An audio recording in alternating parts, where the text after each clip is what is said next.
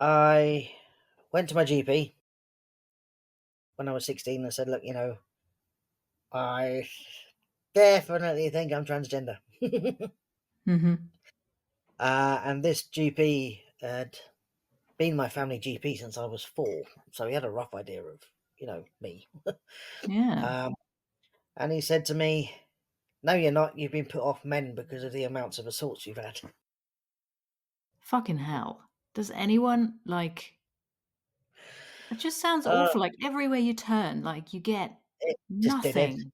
Yeah. Like, Dead end after dead end after dead end. yeah. And I said to him, even at 16, I was quite logical. And I said, hang on a minute. If I was put off by men, why am I one? Hello and welcome to the 50 Shades of Gender podcast.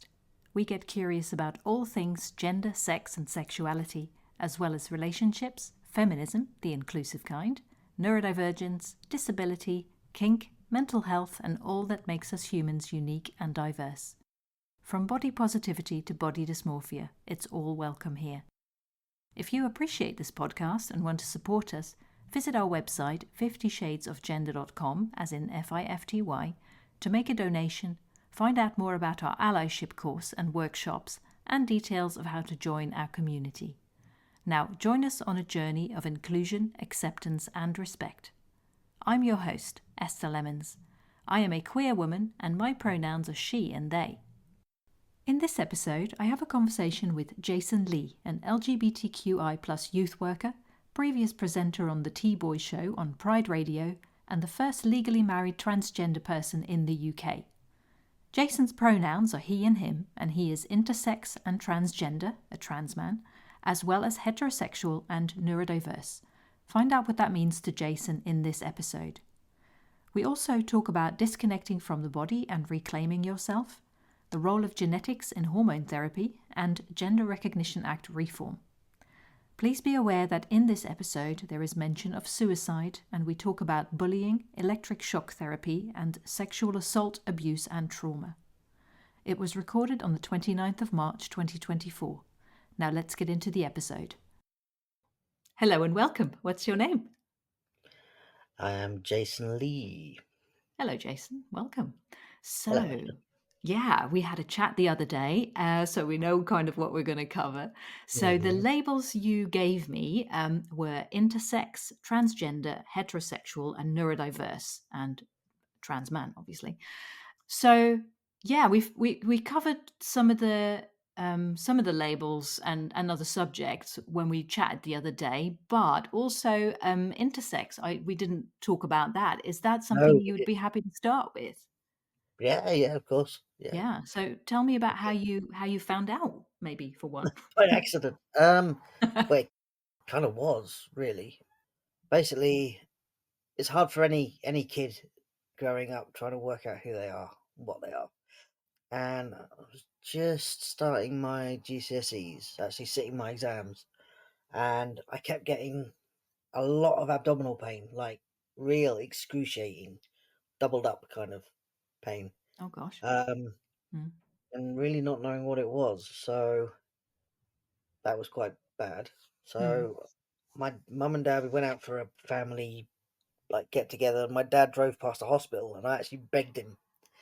This is not like me at all. And I literally begged him to pull in. Wow. Um, Mm. and I said, please, I really don't feel right. I'm in a terrible amount of pain. So he did, bless him. And they thought it was my appendix. Right. So very late that night, in fact, after midnight, I got taken down to theatre where they opened me up, thinking it was my appendix, and it wasn't. I actually had huge cysts on my ovaries, which they Right. dealt with. Hmm. They thought, right, yep, that'll get rid of the pain. Great. Hmm. Nah, it didn't.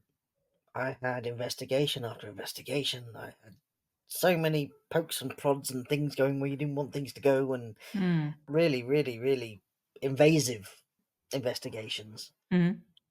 And my mum said to me, don't say anything about being trans because they'll just think you want your operations done quicker. My Mm. mum wasn't very supportive. Right. So I went through all this agonizing stuff, and in the end, I just caved. And I actually spoke to one of the consultants, and I just said, "Look, I don't know if it means anything, if it's going to help you guys in any way." I said, "But I'm transgender," and he said, "Why didn't you say anything before?" And I said, Wow. Mm. "My mum wouldn't let me."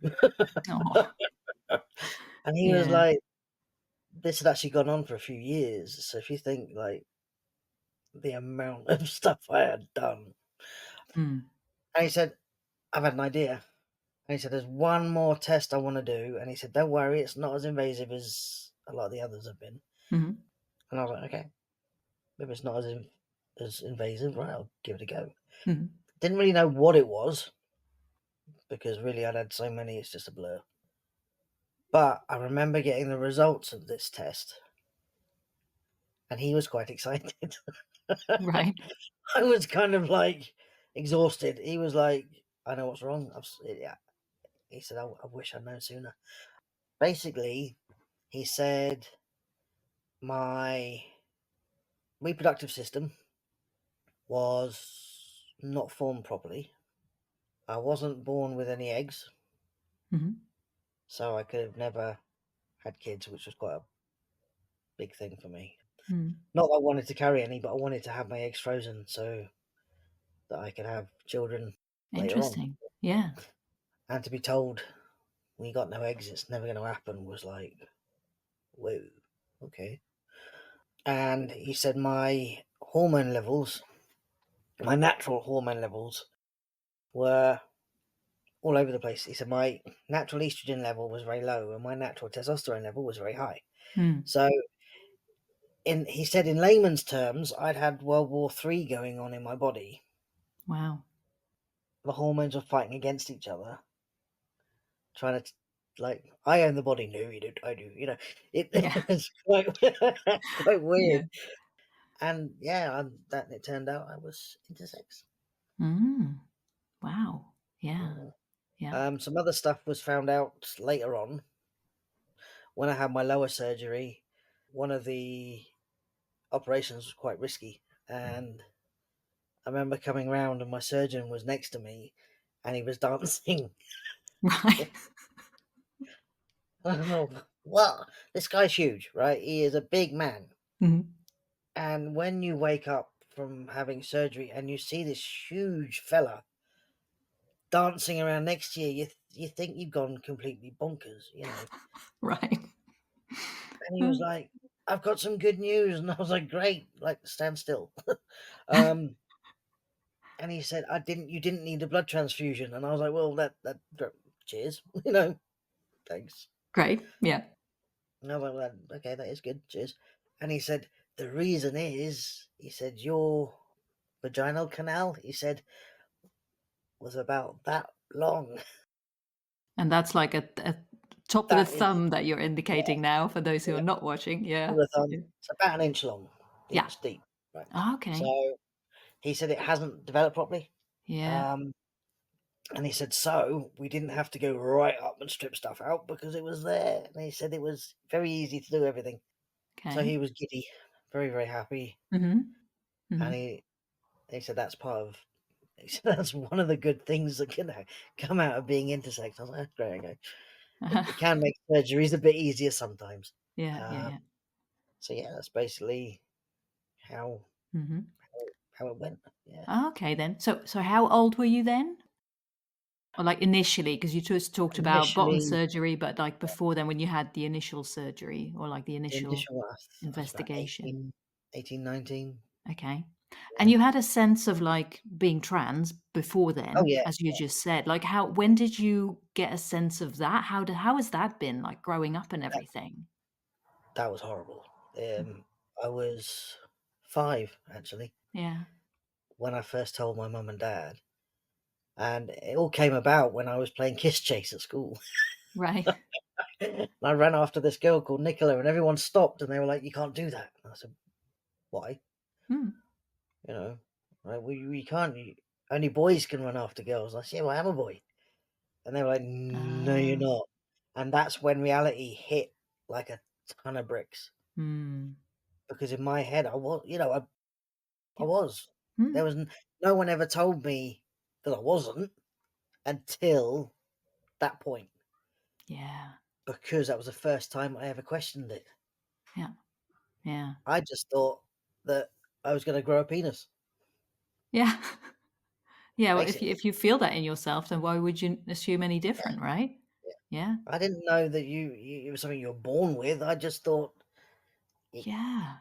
grew, and so suddenly my realization and reality became very, very different to what I believed for, like, just as being natural, Mhm. and my whole world just got turned upside down, and I ran into the toilets, cried my eyes out, and locked myself in there for a while. Aw. And I found it really hard to deal with then, Yeah. because I was different. I wasn't what I thought I was. Mm. And my friends that were girls weren't, like, experiencing anything that I was experiencing. Mm. They were quite happy being the way they were. And I was like, well, so why am I so different? What's going on? And I remember telling my mum and dad and saying, look, I'm a boy. And they were like, no, you're not. I said, yeah, but Mm. I am. I know I am. And they said it was a phase Mm. and come back when I was older. So I did. I went back again and told them again when I was 11. Mhm. Still a phase. You'll grow out of it. Come back when you're 16. Oh boy. Wow. Right. Mm. When I was 16, back again. I said, look, this isn't going on. This is not a phase. I'm in turmoil here. I can't cope with this, because obviously puberty and everything. It was Mm. a really, really tough time. Yeah. Um, because I didn't want my body to grow. I didn't, Mm. it was a nightmare, Mhm. absolute nightmare. Body was changing, and I didn't want it to, and so I went into quite a deep depression. I did try and take my own life a couple of times, Mm. because I had no one to talk to. I didn't know what was really going on. Yeah. Um, it didn't seem right. Everyone was telling me I was a freak, and I was getting bullied all the time and everything. And Mm. I was never feminine. My mannerisms were never feminine. My voice wasn't even feminine. Yeah. It was very apparent that, really, if you knew me back then, I mean, people that I haven't seen for years, like who I went to school with, who I've got back in touch with now, have all said, like, not surprised. you know, Yeah. not Yeah. surprised. Yeah, we can see that coming a mile off. I was like, oh, great, you could have told me. Yeah. Would have been great. Because, like they said, they've all said to me, you were just like a boy. Mhm. Your mannerisms, the way I walked, the way I held myself, the way I spoke, everything. People used to think, because I've got a brother, a younger brother, people used to think that me and my brother were mixed up, Interesting. Yeah. because my brother was quite feminine, quite quiet, quite, you know, Mm. wouldn't say boo to a goose kind of thing. Mm.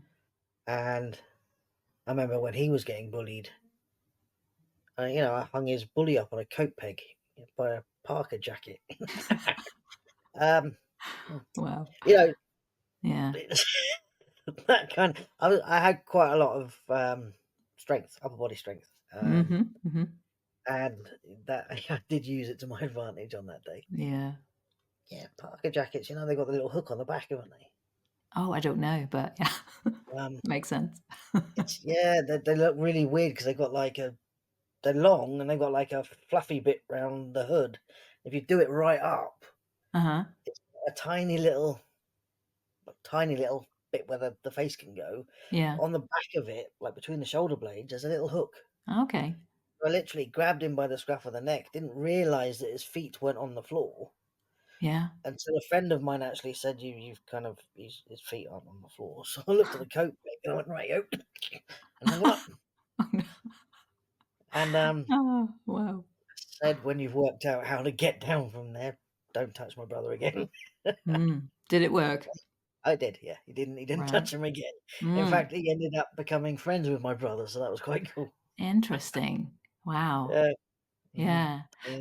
So after that, I mean, going through the tough times Mhm. of like, puberty and all that stuff and getting to a stage where your parents still didn't take you seriously or believe you.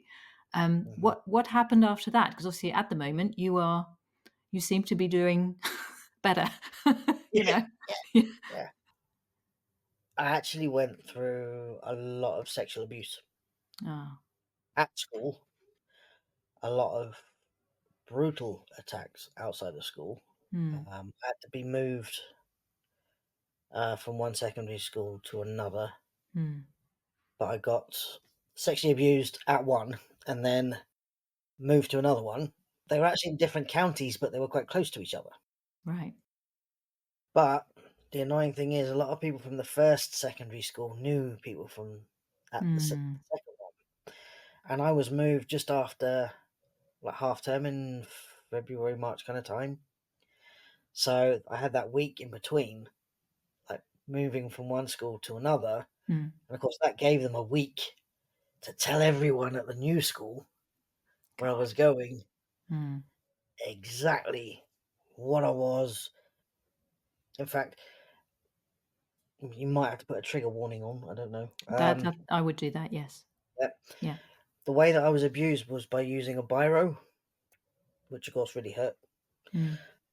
And what they did from the first secondary school to the second secondary school is they got everyone to walk around with biros in their top pockets. God. And yeah, and it was made very, very apparent as to why they were wearing the Mhm. biros in the blazers, Yeah. in the top pockets of the blazers. And yeah, just abuse started again. And Mm. yeah, it was great. Um, Mm.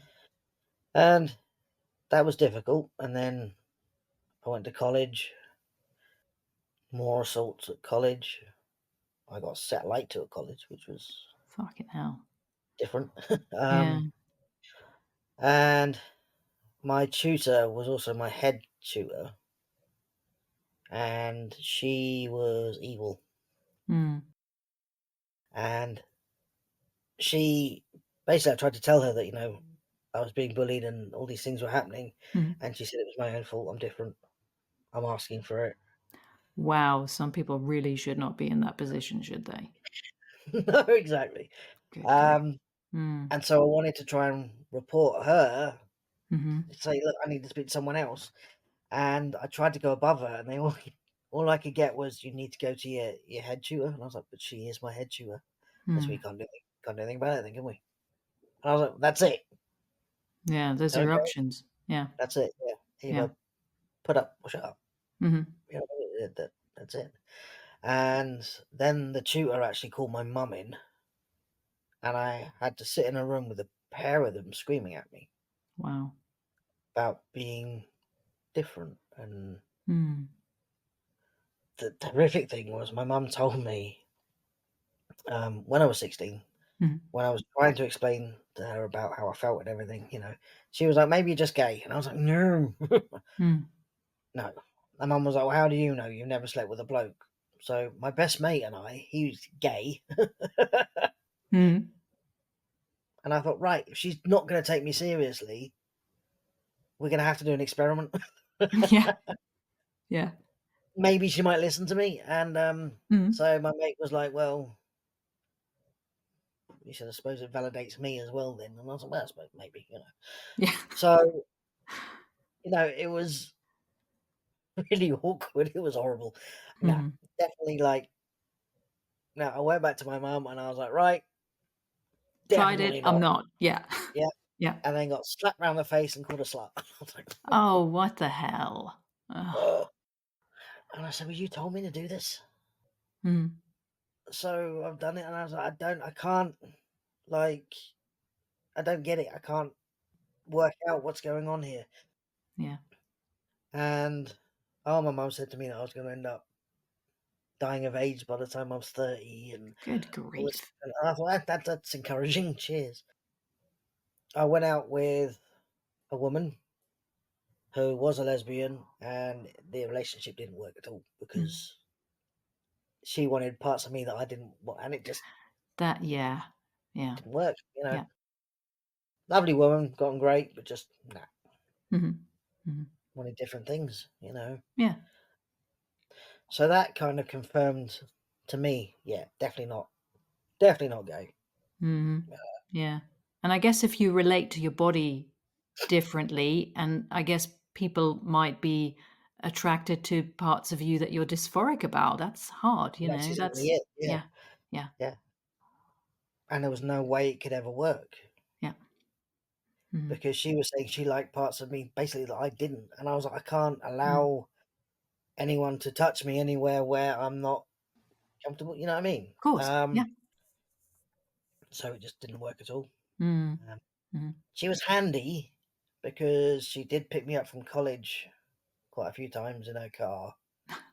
Yeah. Um, and she did get the baseball bat out of the back of the car and tell anyone that if they come near me, she would smack them with it. That kind of helped a bit. That was good Um, then. Yeah.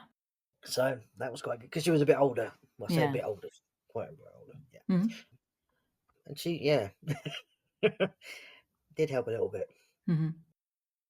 I started actually writing a book when I was at college, an Yeah. autobiography, because by the time I was 16, I'd gone through quite a lot of A stuff. lot. Yeah.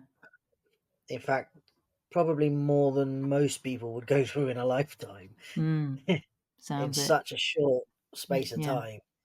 With the sexual assaults, I ended up running away from home because of the way my mum was, and I ran to my best mate's place, and I stayed there for a couple of months, and I was actually raped every day Oh God. while I was there by someone I trusted. Oh. Um, so it was either stay there, put up with that, or go home and put up with what I was getting at home. So Out of the frying pan, right? yeah, Yeah. so the way I dealt with it, which is looking back, considering I was only 16, not bad. I Mhm. think I dealt with it quite well. It's kind of like my body wasn't mine. Mm. It wasn't me. It was only my body. Me here Yeah. Up in your was mind, you mean? Yeah. Yeah. Yeah. he didn't he abused the body, Mhm. but I didn't like the body. Hmm. So I kind of channeled myself out of it, if that makes any sense. Yeah, like, disconnected from that. Yeah, yeah. Yeah. So, Yeah. and I think that was the best way I could cope with it. Mhm. Yeah. Uh, it was a shell, Mhm. you know. Mhm. Yeah, he didn't break the shell. He abused it a bit, but he didn't break me inside either because Yeah. he didn't get to me in my head. Yeah. Mhm. Yeah, he only got to the body bit, and that's it. So that was quite difficult. I went to my GP when I was 16 and said, "Look, I definitely think I'm transgender." Mhm. And this GP had been my family GP since I was 4, so he had a rough idea of me. Yeah. Um, and he said to me, "No, you're not. You've been put off men because of the amounts of assaults you've had." Fucking hell. Does anyone, like, it just sounds Uh, awful, like, everywhere you turn, like, you get it just dead end. nothing. Yeah, Like, dead end after dead end after dead end. yeah. And I said to him, even at 16, I was quite logical, and I said, "Hang on a minute. If I was put off by men, why am I one? Mhm. Surely I'll be going the other way." Right? Yeah. And he was like, "No, no, no, no, no." Yeah. I guess it Wasn't having wasn't it at about the all. logic, was it? You were It just wasn't. wrong whatever way you turned it. Yeah. It Yeah. was just he was using his personal views Mhm. and not his professional ones. Mhm. So I wasn't back with my parents then. I was staying with a friend of mine, and I got home to my friend's house, and my mum rung the house phone and started having a go at me. My GP had rung her. Bearing in mind, Seriously? I was 16. Yep. He had rung my mum. He'd told her that I'd been down there, Hmm. told her exactly what I said, So much for and then confidentiality, then, hey? he actually said to my mum, "I'm gonna." Well, she said her. I'm gonna put her on estrogen to make her more feminine. What? Hmm. Yep. Well, some people shouldn't be teachers and some people shouldn't be doctors, right? Definitely. Yeah. Bloody hell. Um, so I went ballistic, and I said he can't do that. I said by law he cannot do that. Hmm. And Mum said he's a doctor, he knows what he's doing, and I was like, no, no, no, no, no. There is no way he's injecting me with anything. He's making me take anything, Hmm. make me more feminine when I know that's not the right thing to do. Hmm. And then Mum said, well, there's another thing he spoke about: electric shock therapy Wow.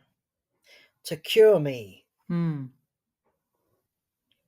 And I was just like, seriously, he really wants to shock basically the trans out of me. Hmm. Hmm. And I thought, this has been in me since as long as I can remember. Yeah. How on earth can I be cured of something that is inbuilt? And I was Yeah. like, that doesn't make sense. How can, Hmm. so I started trying to, bearing in mind, internet wasn't around, Hmm. trying to find out bits about electric shock therapy and how it kind of worked, because I Hmm. thought, how would you cure someone Hmm. of something that's inbuilt? Yeah. So I went to the library, found a book on electric shock therapy, and read, of course, what it does. It kills the brain cells surrounding part. Yeah, it actually kills Wow. the brain. So what they do is they put electrodes on your head, Hmm. and they channel electric impulses into the parts of the brain that control things like attraction. And Wow. I went flipped out, and I Hmm. was like, "You can't do that. Hmm. You're killing me." Basically, they were making me brain damaged Hmm. just so that I didn't feel this way. Yeah. And I thought, I'm not hurting anyone. I can understand maybe if like I'd committed some like terrible murders or something, and I get that, Hmm. Yeah. but for someone who's never hurt anyone, Hmm. who's as soft as shite, really, why would you want to do that? Hmm. And how could you do that and live with that on your conscience? Hmm. Hmm. Wow. My head was just all over the place. I can imagine. Wow. So, how did you, I guess, go about reclaiming your body and your physicality? I saw another GP Hmm. in the same practice. Believe it or not, he was actually older, and he was absolutely fantastic. We Amazing. got on so well, Yeah. and he just couldn't believe the things that had gone on. Hmm. Obviously, he was reading notes and that on the computer as well, Yeah. and he was just like, "This is." He actually said to me, "This is barbaric," and I was like, "Yeah, telling me." Hmm. And he said, "You do realise you could have him struck off for this?" And I was like, "Yeah, I'm not bothering because I can't. I'm trying to deal with Got enough on my this. plate. Yeah. I don't want to bother with all that kind of stuff." I said, "He's got kids and that," and family. I was like, "I don't want to, do anything like that. I just want to concentrate on getting me sorted." Yeah. Um, and he was brilliant. And he said, "Right," he said, "straight away, I am going to get you some counselling." Hmm. So he did, and that was all right until I mentioned the word transgender. Then it was, "Nope, can't help you. Ah. Yeah. Not equipped for that. That's Hmm. too specialised. Can't do it. Sorry." Hmm. Right. Yeah. So that became quite difficult. So then he did actually refer me to a gender clinic in London where I actually got assessed basically, Yeah. and it was euphoric, absolutely euphoric, because Wow.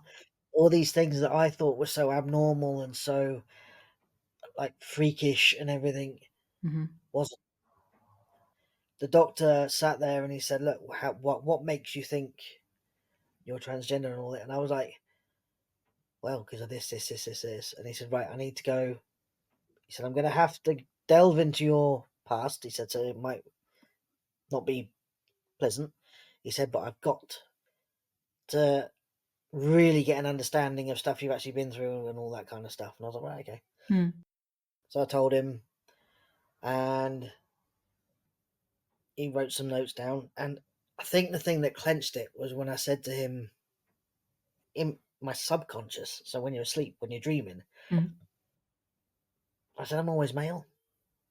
Interesting. Mm. So I was like, even my subconscious, that's something I'm Knows. not even in control of. Hmm. And he started getting a nice big smile on his face. And I was like, does he think I'm an idiot? Oh. Am I going to get sectioned in a minute, Mm. Um, and he just started smiling. I was like, okay. My granddad and my mum were in the waiting room. And he said, right, and I'm going to have to call your mum in. And I was like, oh, crap. So he did. And he actually said in front of my mum, he said, I am 1,000% sure that's your son. Wow. And I was like, whoa. Hmm. And my mum said, well, it can't be. And he Oh. was like, I think I know what I'm doing. He said, I've been Right? doing this for a while. I loved it. I loved the way he was actually like standing up to my mum, because I've never seen anyone do that before. Yeah. And I was just sat there not saying anything. And I was just listening to this conversation Hmm. and like really rooting for him, because I was like, you are cool. Yeah. You are like, my God, you are brilliant. And like, my mum was like, I can't tell my mother, it'll kill her. And he said, really? He said, I've got a feeling that if you don't tell her and your mum doesn't see your children for quite a few months, and that next time she actually does see them, this young man sitting here has got a booming voice and a beard. That's going to shock her more. Right. Yeah. And I was like, oh. When you kind of like want to get like the pom poms out and go, Yeah. I Yeah. was like that, but just Yeah. sat just very solemn. And he was like, no, you're going to have to tell her. He said it's going to do more harm than good if you don't, and it's Mm. going to be more of a shock. And my mum said, I think my kids were born the wrong way round. And he said, well, there's nothing I can do about that. Mm. He said, that's just the way it goes, I'm afraid. There's nothing I can do about that. He was very, very frank with her. Mm. My granddad, who was there, has always been my number one support. Hmm. Always. In fact, I still have him. He is 94 Wow. and Yeah. he is still my hero. And Amazing. we're going down to see him next month. And he's absolutely amazing. He's Hmm. just my rock. Without him, I don't think I would have got through it all. He Hmm. was just amazing. Hmm. Um, so non-judgmental. I mean, he used to joke about it, and he said, "Hey, nothing shocks me. I've lived through wars." And I was like, "Okay, fair enough." Yeah. Right. And I was like, "Hey, that's cool." Yeah. um, and him and my grandmother split up when I was quite young, but I used to spend a lot of time with him because he used to want to like get me away from my mum. Hmm. So I used to stay with him a lot, which was great. We used to have loads of fun. And he was the one that taught me like respect and everything. I just had freedom when I was with him. We had brilliant times together. He never used to make me wear anything girly. I used to walk around in his army stuff a lot of the time, Yeah. which was absolutely huge on me. And he taught me how to shave. I think I was about 10. You know what I mean? And it's just like, Wow. and he used to wear brute. So he used to put it on me as well, and I used to love it because I smelled like him. Mm. And he used to wear Brill cream, in fact, he still does, in his hair. So he used to put it in mine. Yeah. And I'd have a slick. I used to look like I'd just come out of a frying pan or whatever it is. But I was like him Yeah. because my dad was never like that. Mm. He was never like that at all. Mm. So with my granddad, I could be me, and I kind of needed just that time to be able to be me. Because I Mhm. think if I didn't have that, I would have cracked. To be fair, Yeah. and I think he probably knew that as well. Mhm. That's why whenever I was with him, we did fun things, and it always took my mind off other things. Yeah. So I kind of like left all the worry and all the stress at home, Mhm. came down to him, and we just enjoyed ourselves. That's brilliant. Yeah. Um, yeah, and I mean, I was the first grandchild born on both sides of the family, so I kind of felt like I was always close to my cousins as well on both sides. So I kind of Mhm. felt like I didn't want to let them down either. Mm. 'Cause I'd always been so close to them, and like Yeah. when it came to the point where I was going to tell the family about me, that was in early 2001. I was bricking it. Mm. Obviously, they'd known I was 20, almost 20 years old. So of course, not a kid, Mhm. and I was absolutely terrified. My mum said that all my aunties and uncles would turn against me, that all my cousins, most of them are female, I wouldn't be allowed to see them anymore. Wow. Uh, they'd think that I was trying to convert the kids, and I was like, how can you convert someone to be? And I was like, I'm not bothering. Mm. But I went, saw an auntie and uncle of mine, and they got three girls that we used to go camping with and everything. And I told them, and they were not surprised in the least. Right. And I was in pieces, and they were like, yeah, and I was like, what? Yeah. And they were like, yeah, well, we've kind of been waiting for you to tell us. And I was like, oh, okay, Yeah. Yeah. right. Yeah. Um, so they actually came with me. They wanted to come with me to tell the rest of the family in case anyone was a bit funny. Mm. Oh, that's nice. So Yeah. I had that support, and I was very, very lucky. Everyone was brilliant. Grandparents, absolutely awesome. Aunties, uncles, brilliant. Cousins, just absolutely fantastic. Mm. My mum was just trying to scare me into, I don't know what she was trying to scare me into, Mm. really. But she used to say that it was about what people would think of her. Mhm. She said, she said to me once, it's not about you. And I thought, I think you'll find my life is about me. Yeah. and I stood there and I was trying to, how on earth she actually said that and believed that? Yeah. It's interesting, isn't it? Like people care so much about what other people think, but that's such a trap because you can't know, No, really. no. And she Yeah. was like, I'm a businesswoman. What will people say? And I was like, oh, Mm. I don't know your business friends. Yeah. Right? Why do you have to tell your business friends?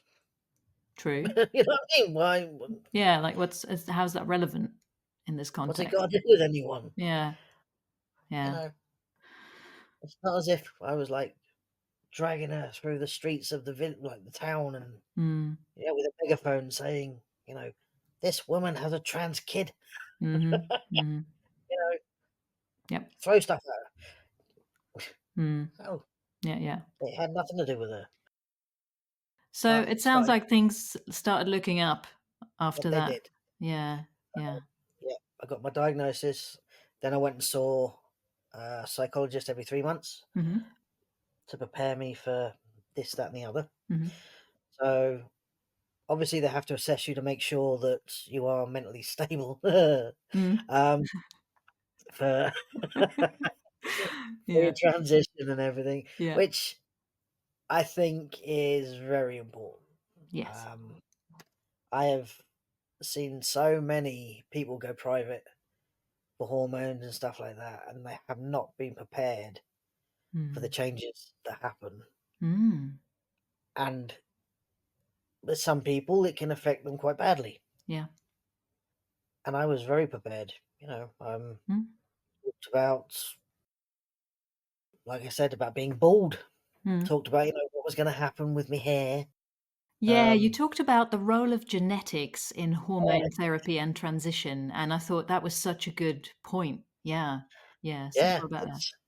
it's definitely not one size fits all Mhm. because that's how it is in humanity. It's never one size fits all. Mm. We're all different. We've all got different genetic makeups, and it's the same when, like, if you think about any like prescribed medication, Mm. it can affect different people differently. Totally. Yeah. And that's exactly the same with the hormones. Because of everyone's different genetic makeup, it will affect people differently. Mm. I mean, there are some things that it's kind of guaranteed to happen. I mean, your voice will deepen. Mhm. It might not go as deep as you might want it to. It might, there's no guarantee of like how low it's going to go. You're not Yeah. suddenly going to sound like, that boxer, Frank Bruno, woo, very, very deep voice. You're not suddenly going to sound like that. Mm. And to be fair, if you did, it might be a bit weird. Because you don't want, as well, you want to look natural, you want to sound natural, and the hormones will do what your body allows them to do. Mhm. Yeah. And everybody heals from things at different rates. Everybody,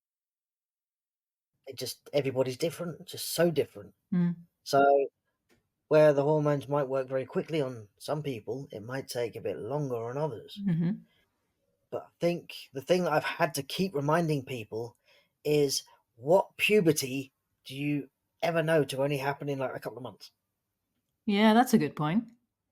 Yeah. Doesn't work that quickly. I guess it's You impatience maybe when people finally start this journey, they're like, "Yes, bring it on," you know? Yeah. yeah. Yeah, that makes Uh, sense. but also, it's the people comparing themselves to each other. Yeah. That's the problem, because some people, will have effects happen quicker than others, and people Yeah. are like, "Oh, I'm not getting a beard yet. I've been on it a week." And it's like, really, you know, ugh, Yeah. honestly, the amount of people that I've had to speak to and say, right, when you went through puberty the first time, did it all happen in a week? No. So what makes you think it's going to happen in a week this time? Yeah, yeah. Yeah, I think people maybe don't even consider it to be like it is a puberty again, isn't it? Puberty, So, yeah, yeah. yeah, yeah. I didn't Yeah, like I mine mean, much, to be honest. Did not yeah, you did tried not doing it twice. oh god, I can't even imagine. I was horrible. I didn't like it at all. Yeah, but when you Yeah, said about yeah, same you also talked about, surgery, and you said same surgery, different experience, and you said that a yeah, similar thing, because you talked about having your bottom surgery, and you have yep, friends who also went through it, and people and everyone had a different experience with it, some good, some not so good, yeah. yep. I had to have the worst because it just wouldn't be right if it wasn't me. Yeah, my lower surgery was a nightmare. Mm. Loved the first stage, was absolutely awesome because I set the record at the hospital for the quickest healer. Hey. Congratulations. So I was actually I was out within 6 days, which Mm. is something that I don't know if that record's been broken yet. I need to find out. Yeah, yeah. So they called me the 6 day man. So I was like, okay, Mm. that's not bad. And the first stage I healed really quickly. The second stage, infections, and it was just Mm. horrible. Yeah. Had to have surgery repeated because the infection was that bad. Mm. And Yikes. yeah, very, very painful. And then, of course, my best mate was just flying through his surgery and I could kill him. Um, we it was really funny because we met in hospital. Mm-hmm. I'd never met another trans guy, and suddenly there was 5 of us Wow. all having operations at the same time, Mm-hmm. and it was really, looking back on it, it must have looked hilarious because the 5 of us all having lower surgery. At that point, 4 of us smoked. I think we all gave the nurses hell in a nice way because the nurses were absolutely lovely, by the way. They were not horrible at all. Mm. But we were just like, I think the nurses classed us as little naughty schoolboys Right. Yeah. because if we could try and get away with something, we would. We were just, I don't know. It was weird. The nurses were so great. They were so gentle. Mm. They were so educated as well on what they were doing. It was brilliant. Mm. And like, they would let us go out for a cigarette, but Mm-hmm. they would kind of saying no, but not saying no, if you know what I mean. I Yeah. think they knew that we we'd probably just do it anyway. But Yeah. Yeah. yeah, so Yeah. we did tell them, and of course you've got five men literally like staggering to get out of the hospital with catheter bags draped over their arms, pushing a drip trolley, and it's just this little group. It's like 5 little old men Yeah. just Yeah. just casually in a lot of pain, but will do anything to go outside for a cigarette. And Yeah. Yeah. you can just hear them laughing and just going, "Have you seen the state of those 5? Look at them," you know. Yeah. But they were awesome, Mm-hmm. and the guys were really good. We were talking about our past and everything, and Mm-hmm. we were all from different parts of the UK. There was one from Scotland, there was one from Newcastle, there was me from Surrey, Mm-hmm. another one from somewhere else, southern. Mm-hmm. And it was great because obviously we've all had been brought up in these different areas, Mm-hmm. so been to different gender clinics as well. Yeah. So we had experiences of different gender clinics to moan about or whatever.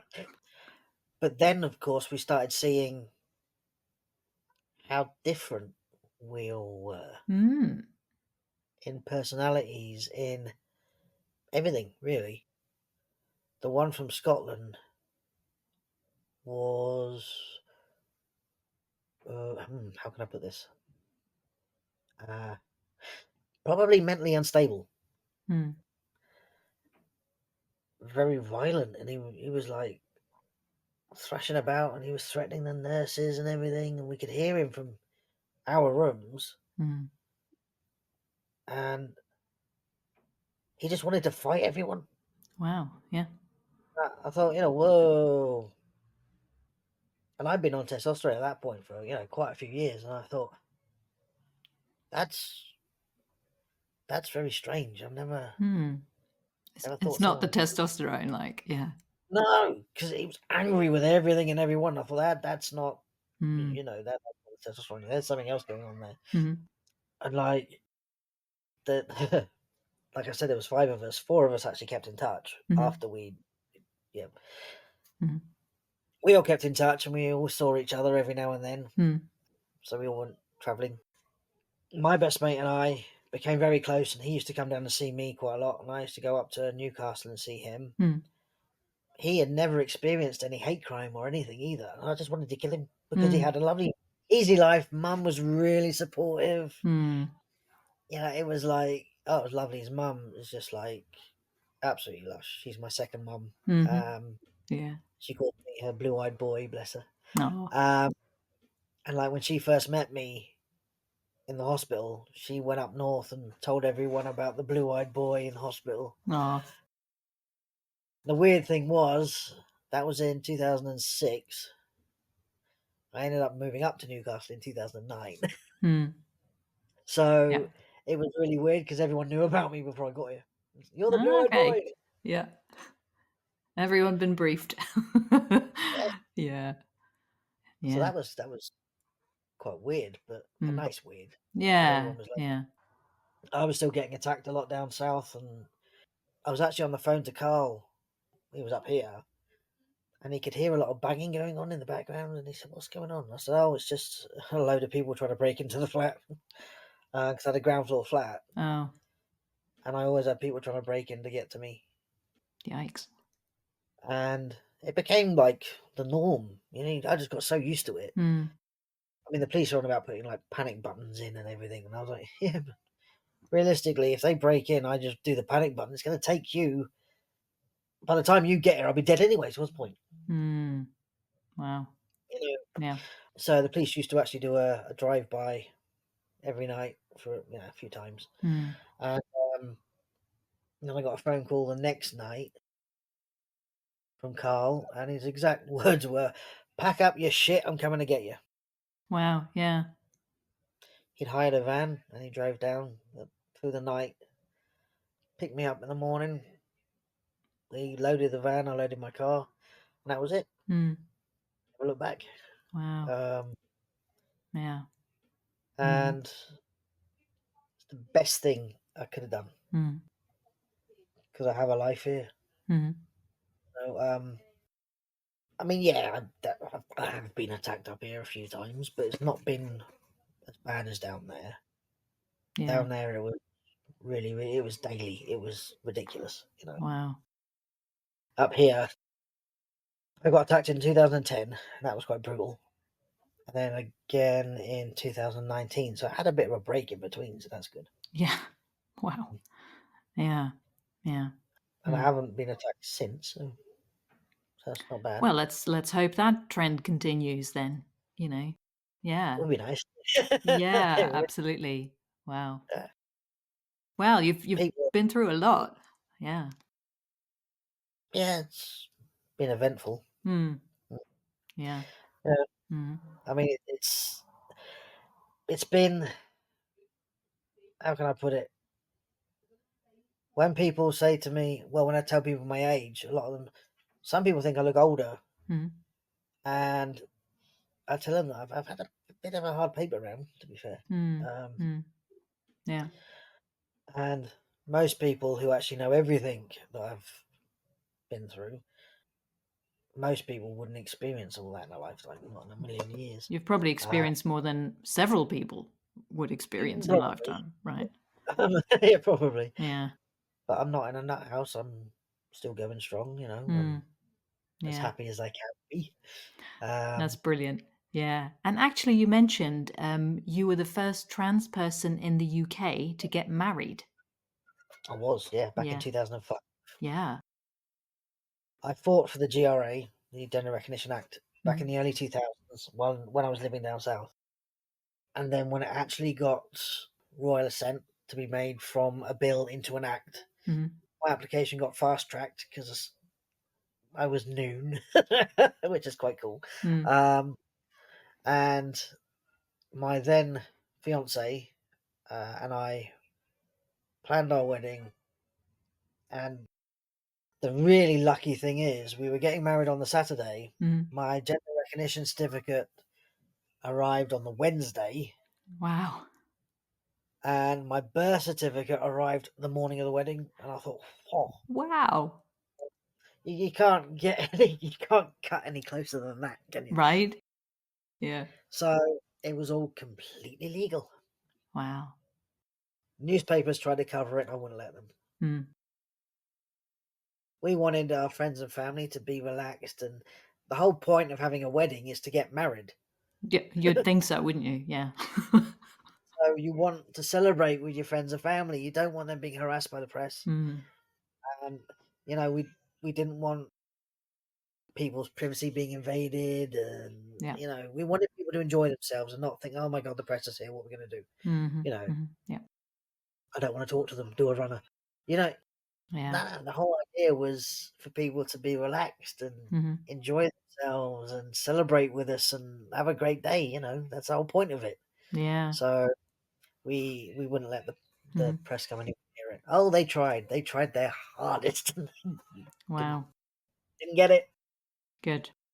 We we had to do a couple of like covert operations, which is really bad, and like get it leaked to the press that the venue was somewhere where it wasn't, and Ah, yeah, good thinking. um, stuff like that, which you shouldn't have to do. You know what I No, mean? no. I think we got them to go to 3 different venues. Chasing their tails, like, to give you a chance of Oh, yeah, yeah, wow. 3 different venues, and then by the time they'd actually got to our venue, we'd gone. Yeah, So wow. Yeah. it worked, which Mm, that was the idea, you know? totally. Um, Yeah. but yes, you shouldn't have to do that. Mhm, Uh, mhm. Yeah, yeah. bit worrying to do things like that, but it worked, and, yeah, I became, a bit of LGBT history. Mhm, mhm. Probably the first trans person to get divorced as well, actually. Oh, right. There you Hey, go. happens. Yeah. Yeah, Yeah, you yeah, know, yeah. you only live once. Yeah, It's part of life, I guess, isn't it? Yeah, yeah. And you things you happen. talked about also GRA like reform because you Yeah, said you needed spousal consent for transition, like, and that's still still part part of of it. the GRA, yeah. Yeah, If yeah, you are married and you want to transition, you have to get spousal consent. that's wild, isn't it? Now, actually allowing someone to have control over someone's gender is like, how's that even, Legal. why, how did I even think of that? Do you know what I mean? Mm, Why would you put that in a legal bill mm, to be put through Parliament? Why? mm, mm. Surely, if someone wants to transition, it's up to them, Yeah. not anyone else. And the thing is, for me, I said it's kind of promoting domestic violence Mm, yeah. because you're allowing someone to control someone else. They Mm, can then use that as a weapon. It's abuse. mm, You yeah. can't hold someone's gender over them. You know what I mean? Mm, You just can't do it. yeah. Yeah. What do you think has to happen for that to be changed? Um, well, there have been some consultations around the GRA reform. Hmm. Most of them were done back in 2019, and then good old COVID hit. Mm, They were put to Parliament, but Parliament kicked them out because they were saying that it wasn't important enough to the COVID and everything and the way the country was at that point. Right, you can't, yeah, right, I get it. mm, But as soon as COVID kind of died down and everyone started going back to normal, they should have reevaluated it, mhm. and they didn't. They just put it in an archive and thought, yeah, sod it, Yeah. not bothering. Mm, So at some point, it should be coming back out of that archive, and we are going to start doing another consultation. mhm. It's a public consultation, so it's kind of like a bit like an application form online, and basically it goes through parts of the GRA. So the GRA is quite long. There are lots of different sections to it, but it allows you to put your view on each section Right. and what you want changed from this section. Mhm, So a lot of it as well is still binary. So there's nothing for non-binary. So mhm, things like allowing non-binary people to get a gender recognition certificate, mhm. get a passport, new birth certificate, any kind of legal documentation Yeah. to validate who they are. It's ridiculous. Mhm, You know, it's a basic human right. mhm. Everyone is entitled to be who they are. Yeah. Mm. Why would people want to change that? Yeah, totally. Well, we'll have to keep an eye out for that opening up again, and, Oh, believe me, you'll know about it when it does, because I'll be sending it to you. please do, and I will share it. Yeah. Yes, Yeah. yes. Oh, yes, definitely. I Yeah. will. I'll be sharing it all over the place as well. Yeah. I'll also be doing probably a group consultation. Mm-hmm. The form is actually quite lengthy, it's quite complicated. Oh, that sounds like a good So idea then, yeah. what I probably would do is do a bit like a workshop, Yeah. Brilliant. maybe on Zoom, Teams, something like that. So go through it with people Yeah. because it can be very overwhelming. It really can. It's Mm-hmm. quite, if you think about it, it's a legislation, it's a proper act, there's loads of points to it. And obviously, you don't want to miss your chance to get your say in. Mm-hmm. So you need to go over it with a fine tooth comb. Yeah. Make sure you put your own points in and make sure you're getting your voice heard, basically, Mm-hmm. because you Mm-hmm. don't want to miss that chance. Yeah. Because you might only ever get it once. You never know. Yeah. So yeah, Yeah, definitely. totally. That sounds Yeah. great. Yeah. Well, let's keep each other posted on that. Well, we will. Don't worry. Yeah. We will. Awesome. Mhm. Yeah, gosh, that's been a lot. Thank you so much for sharing so openly. Yeah. Wow. Well, it's Trans Visibility Week, so you Oh, know, right. Yeah, totally. Yeah. and yeah, Trans Day of Visibility is on Sunday, so Hmm. Easter Sunday is like a double celebration this year. Yeah. So Yeah. stuff yourself with Easter eggs and be visible. Yep. Excellent. Oh, thank you. Thank you so much for sharing, Jason. Thank you. No problem at all, Esther. Yeah. It's been lovely speaking to you again. You can find out more details on the website at 50shadesofgender.com/Jason, where you can also read the transcript, and you can find Jason on LinkedIn, TikTok, and Instagram. Links are on the episode page. Thank you for listening to the 50 Shades of Gender podcast. You can find us online at 50shadesofgender.com, on social media, and on YouTube. Again, if you appreciate this podcast and want to support us, visit our website to make a donation, find out more about our allyship course and workshops, and details of how to join our community. We hope you will listen again. Until then, stay curious and open-minded.